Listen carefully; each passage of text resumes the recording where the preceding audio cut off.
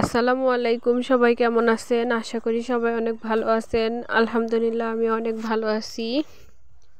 শীতের মধ্যে তো সব রকমের সবজি পাওয়া যায়, পাতাকপি তো অনেক পাওয়া যায় শীতের মধ্যে। তো এরকম বাঁধাকপি দিয়ে পাকোড়া বানিয়ে খেলে খুবই মজা লাগে। তো শীতের মধ্যে অনেক পাওয়া যায় পাতাকপি, এইভাবে পাকোড়া বানিয়ে খেতে পারলে খুবই ভালো লাগে। তো শীতের মধ্যে বিকেলবেলা চায়ের সাথে যদি এরকম পাকোড়া হয় তাহলে তো ভালোই লাগে। আমি এখানে অর্ধেক পাতাকপি নিয়েছিলাম। তো পাতাকপিটা আমি ভালোভাবে কুচি কুচি করে কেটে নিব। তো কেটে নিয়ে আমি এখানে পাতাকপিটা কেটে নিচ্ছিলাম। এর থেকে চিকন করে কাটলেও হবে বা একটু মোটা হলেও হবে, কোনো সমস্যা নেই।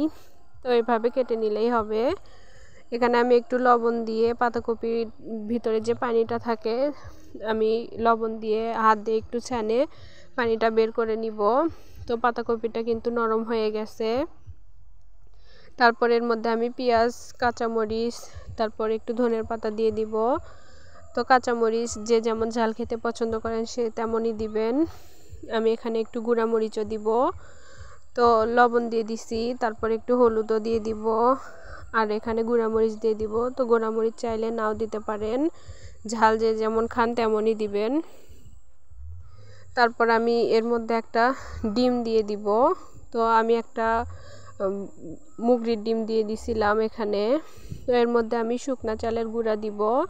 আপনারা চাইলে বেসনও দিতে পারেন, বেসন দিলেও খুবই ভালো হয়। তো আমি এখানে শুকনা চালের গুঁড়া দিয়েই করব। তারপর আমি এটা ভালোভাবে মাখিয়ে নিব সবগুলো একসাথে করে। তো এখানে আমি সবগুলো মাখিয়ে নিছি। ডিম দেওয়ার জন্য এটা আঠা আঠা হয়েছিল, আর ডিম দিলে পাকোড়াটা খেতেও অনেক মজা লাগে, এই জন্য আমি ডিম দিয়ে দিছি। তো ডিমটা আপনারা না চাইলে দিতেও নাও পারেন। তারপর আমি একটা কড়াইয়ের মধ্যে তেল দিয়ে দিছি, আমি পাকোড়াগুলো ভেজে নিব। তো এখানে আমি পাকোড়াগুলো দিয়ে দিচ্ছিলাম তেলটা গরম হওয়ার পরে। এটা একটু আস্তে আস্তে ভাজতে হবে। পাতাকপিটা যেহেতু কাঁচা, এটা একটু সেদ্ধ হতে সময় লাগবে। তো এটা একটু আস্তে আস্তে ভেজে নিতে হবে, একটু জাল কমিয়ে, যাতে ভিতরে সিদ্ধ হয়। তো এখানে আমি একসাথে বেশ কয়েকটা দিয়ে দিচ্ছিলাম। তো আমি এগুলা ভালো করে ভেজে নিব, একটু লাল লাল করে ভেজে নিব, একটু মুচমুচে হলে ভালো লাগে খেতে পাকোড়াগুলা।